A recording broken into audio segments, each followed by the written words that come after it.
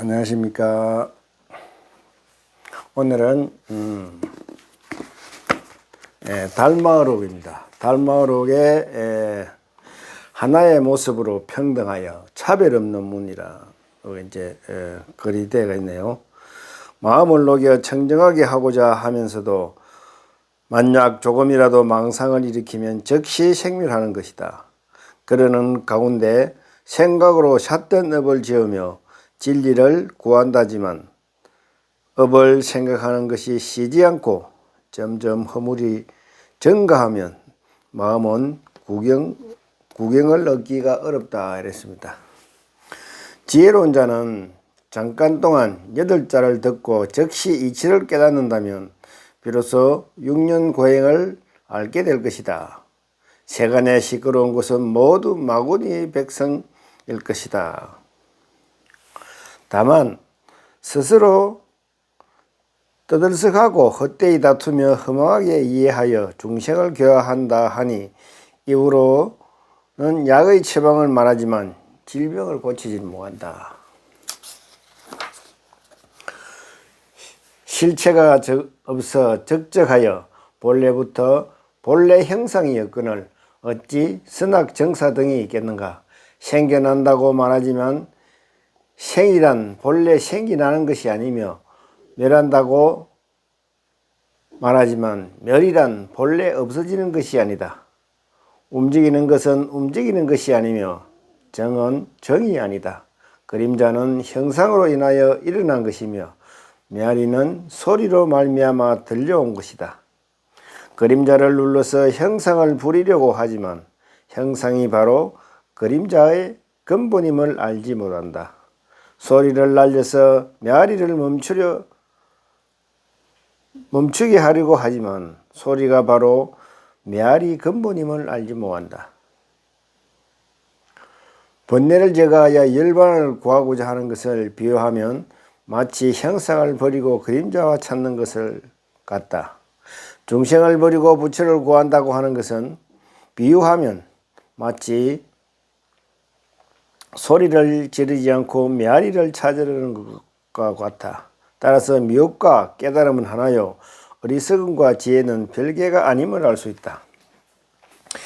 이름 없는 곳에 억지로 이름을 붙였으니 그 이름으로 인하여 시비가 생겨났다. 이치가 없는 자리에 억지로 이치를 만들었다. 이 이치로 인하여 논쟁이 일어난다. 오늘 달마어록의 앞 구절에 대해서 제가 조금 읽어드렸습니다. 우리는 중생과 부처를 논하고 있는데 원 깨달음으로 들어가면 중생과 부처가 없습니다.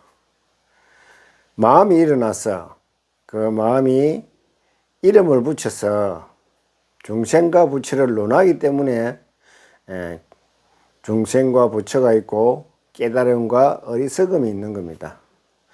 원래 우리 마음자리는 마음자리의 근원은 중생도 없고 부처도 없고 깨달음도 없고 어리석음도 없는 겁니다.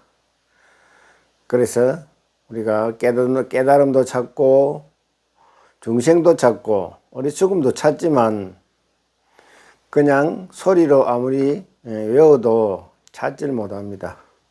우리는 지혜가 밝아져야죠. 지혜를 밝아져서 그 마음의 근원을 찾아야 합니다. 그 마음의 근원은 어디서 찾느냐?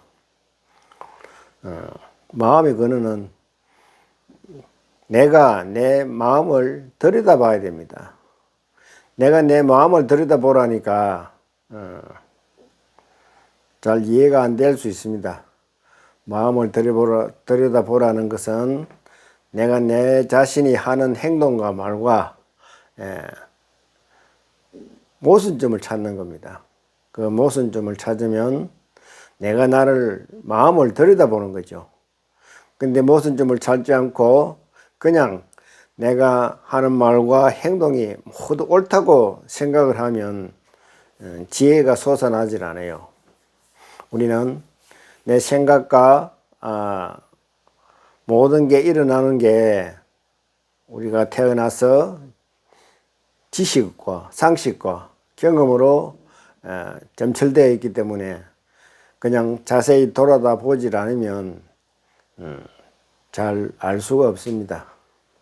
그래서 항시 나의 행동을 돌아보고 또 돌아보고 잘못하는 것은 없는지 부족한 것은 없는지 이렇게 남한테 상처 주는 말을 하지 않는지 이렇게 항시 돌아봐야 됩니다.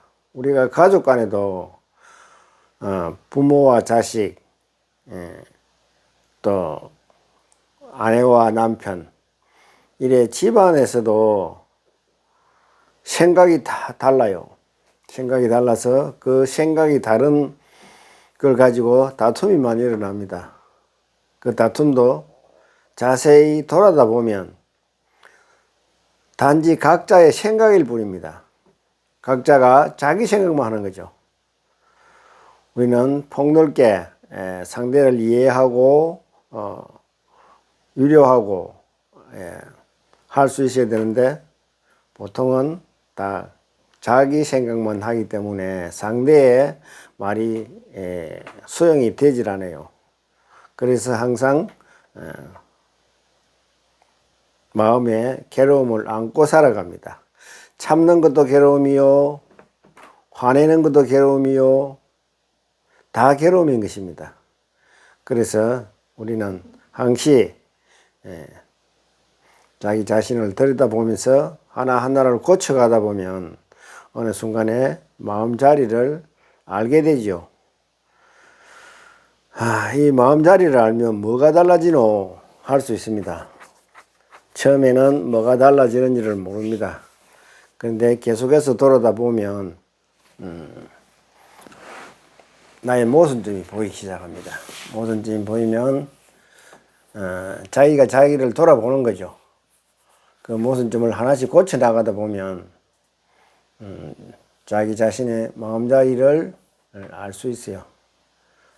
우리가 살아가는데 이 마음이 없으면 살아갈 수가 없습니다. 그런데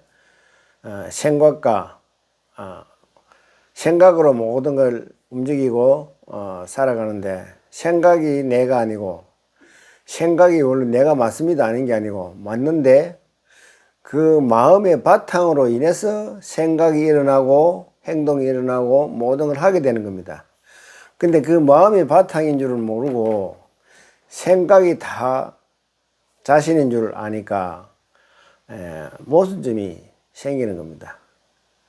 그래서 항상 그 생각을 그대로 실천을 하다 보면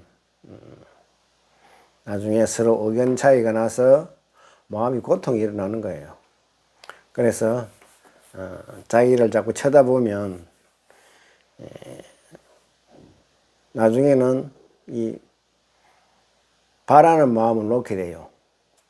바라는 마음을 놓게 되면 다툼이 일어나질 않습니다. 싸우지도 않아요. 내 마음에 분란이 일어나질 않습니다. 항상 편안할 수 있어요.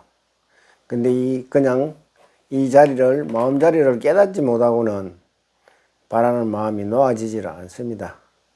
그래서 마음을 깨달아야 된다, 마음을 깨달아야 된다고 항시 이야기를 하고 마음을 돌아다 봐야 된다. 마음을 돌아다 봐야지 어느 순간에 무아를 알아차려야 되는 겁니다. 마음